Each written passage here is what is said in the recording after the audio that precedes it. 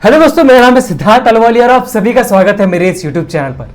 आज मैं आपके साथ दोबारा से दो ऐसे स्टॉक शेयर करने जा रहा हूं जो ऑलमोस्ट अपने ब्रेकआउट पॉइंट पर है, यानी कि एक रेजिस्टेंस पर ट्रेल हो रहे हैं, जहां पर इस स्टॉक्स ने मल्टीपल टाइम्स उसे टेस्ट करके ब्रेक करने की कोशिश की है।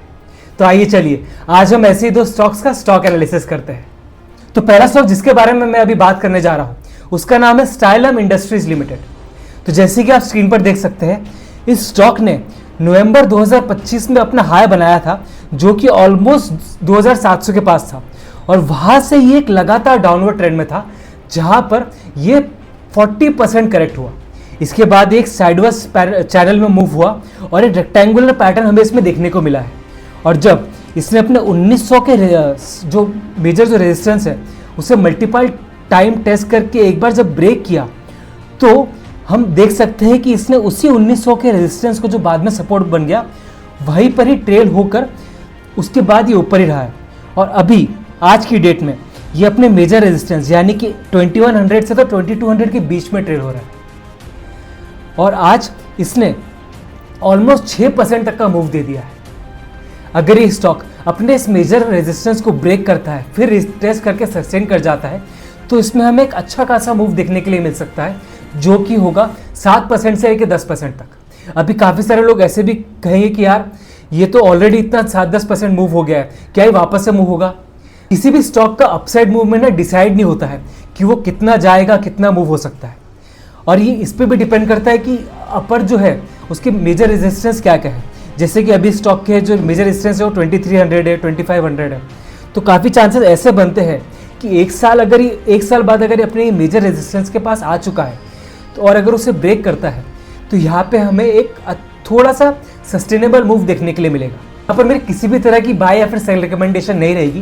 पहले आप अपना भी एनालाइज कीजिए और उसके बाद ही इस स्टॉक में ट्रेड लीजिएगा।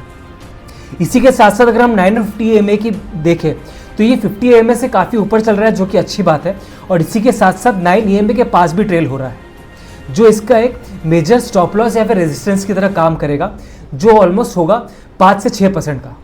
तो दूसरा स्टॉक जिसके बारे में मैं अभी बात करने जा रहा हूँ उसका नाम है NBCC India.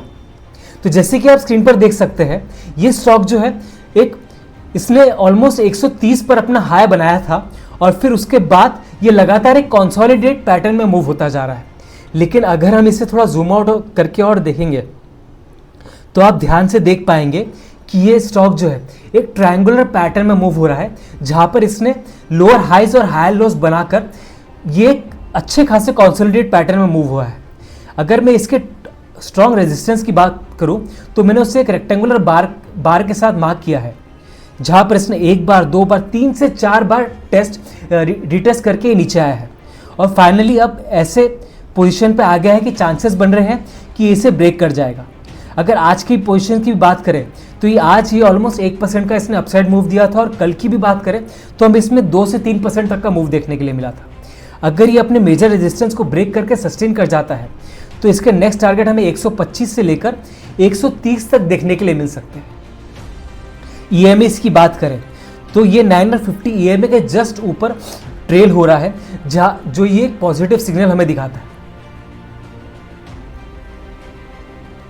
Weekly time frame की बात करें तो इसमें भी हमें सेम पैटर्न देखने के लिए मिल रहा है, बट फिर भी इसमें अभी हम कुछ कह नहीं सकते हैं, क्योंकि चांसेस ये है कि या तो ये यहाँ से ऊपर जाके ब्रेक करेगा या फिर वहाँ से रिवर्स देके ये डाउनसाइड भी ब्रेक कर सकता है, जिसके मेजर सपोर्ट हमें 950 EMA के पास देखने के लिए मिल सकते हैं। इसी तरह के स्टॉक एनालिसिस और लेटेस्ट अपडेट्स के लिए मेरे इस चैनल को सब्सक्राइब करें और इस वीडियो को ज़रूर ही लाइक भी करिएगा और शेयर भी करिएगा। Thank you.